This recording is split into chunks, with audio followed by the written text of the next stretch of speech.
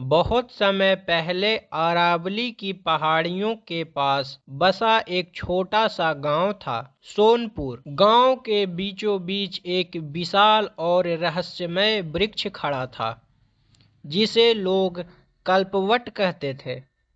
मान्यता थी कि जो व्यक्ति सच्चे मन से इसकी जड़ों में जल चढ़ाकर इच्छा मांगे, उसकी इच्छा अवश्य पूरी होती है।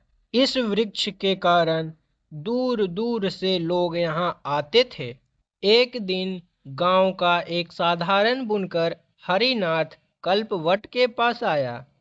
गरीबी से टूटे हुए मन से उसने केवल इतना मांगा कि उसके घर में कोई भूखा ना रहे। तभी अचानक चमत्कार हुआ और उसके सामने सोने के सिक्कों की थैली प्रकट हो गई। यह खबर पूरे गांव में फैल गई। अब जरूरतमंदों के साथ साथ लालची लोग भी अपनी इच्छाएं लेकर आने लगे। कोई धन चाहता, कोई शांति, तो कोई दूसरों का विनाश। कल्पवट सबकी इच्छाएं पूरी करता रहा, लेकिन धीरे धीरे उसकी हरियाली कम होने लगी। समय बीतने पर वृक्ष कमजोर और बूढ़ा हो गया। एक दिन एक गरीब विधवा औरत संता अपने बच्चे के साथ वहां आई और केवल एक मुट्ठी अनाज की प्रार्थना की। लेकिन इस बार कोई चमत्कार नहीं हुआ। वह निराश होकर लौट गई।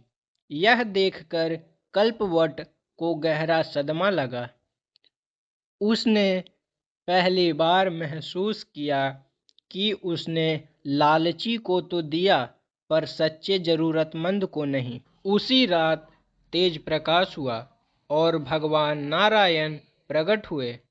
उन्होंने बताया कि कल्पवट की शक्ति समाप्त नहीं हुई, बल्कि असंतुलित हो गई है। शक्ति वापस पाने के लिए दूर जंगल के रहस्यमय अमरकुंड का जल उसकी जड़ों में डालना होगा। लेकिन यह कार्य कोई निस्वार्थ मनुष्य ही कर सकता है। कुछ समय बाद एक साधारण लकड़हारा देवांश वहां से गुजर रहा था।